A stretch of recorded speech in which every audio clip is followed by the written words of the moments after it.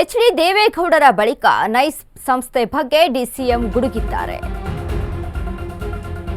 H D. ಬಳಿಕ NICE ಸಂಸ್ಥೆ ಬಗ್ಗೆ ಡಿಸಿಎಂ ಗುಡುಗು. ಅಶೋಕ್ ಖೇಣಿ ಹೆಸರೇಳದೆ ಡಿಸಿಎಂ ಡಿಕೆ ವಾರ್ನಿಂಗ್ ಅನ್ನ ಕೊಟ್ಟಿದ್ದಾರೆ.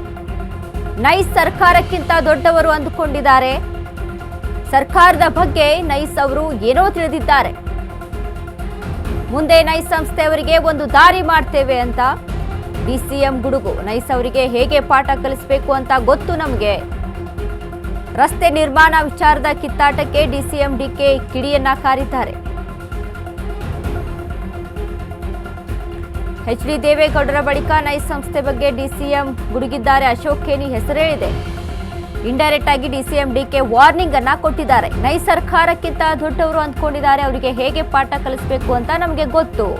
ಸರ್ಕಾರದ ಬಗ್ಗೆ ನೈಸ್ ಅವರು ಏನೋ ತಿಳಿದಿದ್ದಾರೆ. ಸರ್ಕಾರ ಅಂದ್ರೆ ಏನೋ ತಿಳ್ಕೊಂಡ್ಬಿಟ್ಟಿದ್ದಾರೆ. ಅವರಿಗೆ ಯಾವ ರೀತಿಯಾಗಿ ಬುದ್ಧಿ ಕಲಿಸ್ಬೇಕಂತ ನಮಗೆ ಗೊತ್ತಿದೆ.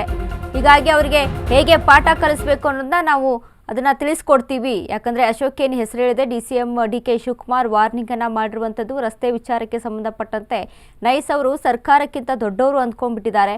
ಹೀಗಾಗಿ ಅವರಿಗೆ ಯಾವ ರೀತಿಯಾಗಿ ಹೇಗೆ ಸರ್ಕಾರದಿಂದ ಪಾಠ ಕಲಿಸಬೇಕು ಅನ್ನೋದು ಕೂಡ ನಮ್ಗೆ ಗೊತ್ತಿದೆ. ಅವರಿಗೆ ಒಂದು ಪಾಠ ಕಲಿಸ್ತೀವಿ ಅಂತ ಡಿಸಿಎಂ ಡಿಕೆ ಶಿವಕುಮಾರ್ ಹೇಳಿಕೆಯನ್ನ ಕೊಟ್ಟಿರುವಂಥದ್ದು.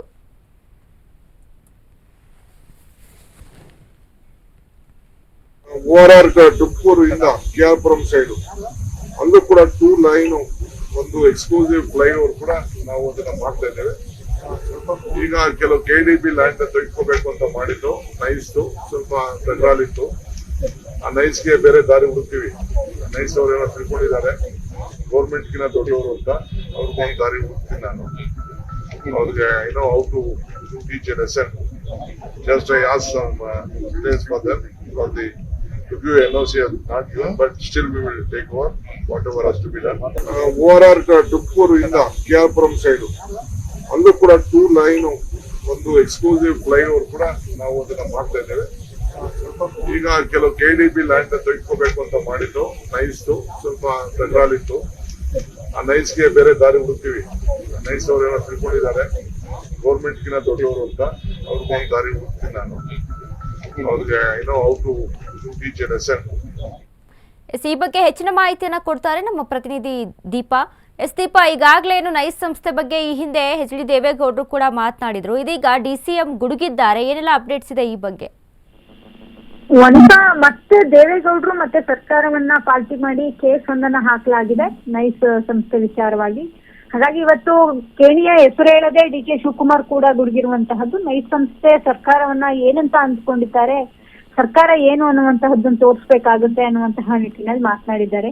ಹಲವಾರು ವರ್ಷಗಳಿಂದ ಈ ನೈಸ್ ವಿಚಾರವಾಗಿ, ನೈಸ್ ರಸ್ತೆ ವಿಚಾರವಾಗಿ ಕೋರ್ಟ್ ನಲ್ಲಿ ಮತ್ತೆ ಇಂಟರ್ನ್ಯಾಷನಲ್ ಕೋರ್ಟ್ ನಲ್ಲೂ ಕೂಡ ಕೇಸ್ಗಳು ಮುಂದುವರೆದಿದೆ. ಅಂದ್ರೆ ಪ್ರಕರಣ ಇತ್ಯರ್ಥ ಇನ್ನೂ ಕೂಡ ಆಗಿಲ್ಲ. ಅನೇಕ ರೈತರಿಗೆ ಈಗಲೂ ಕೂಡ ಜಮೀನುಗಳಿಗೆ ಕೊಟ್ಟಂತಹ, ಅಂದ್ರೆ ಏನು ನೈಸ್ ರಸ್ತೆಗೆ ಕೊಟ್ಟಂತಹ ಜಮೀನಿನ ಹಣ ಈಗಲೂ ಕೂಡ ಬಂದಿಲ್ಲ. ಹಾಗಾಗಿ ಅನೇಕ ಜನ ರೈತರು ಕೂಡ ಕೋರ್ಟ್ಗೆ ಹೋಗಿರುವಂತಹದ್ದು. ಇದರ ಮಧ್ಯೆ ಮತ್ತೊಮ್ಮೆ ದೇವೇಗೌಡರಿಗೆ ನೋಟಿಸ್ ಕೊಟ್ಟು, ಅಂದ್ರೆ ದೇವೇಗೌಡರನ್ನ ಪಾರ್ಟಿ ಆಗಿಸ್ಕೊಂಡು ಮತ್ತೊಂದು ಹೊಸ ಕೇಸ್ ದಾಖಲಾಗಿರುವಂತಹದ್ದು. ಇತ್ತೀಚೆಗೂ ಕೂಡ ದೇವೇಗೌಡರು ಈ ವಯಸ್ಸಲ್ಲಿ ನಾನು ಲಾಯರ್ನ ಇಟ್ಕೊಂಡು ಕೇಸ್ ನ ನಡೆಸುವಂತಹ ಪರಿಸ್ಥಿತಿ ನಿರ್ಮಾಣ ಆಗಿದೆ.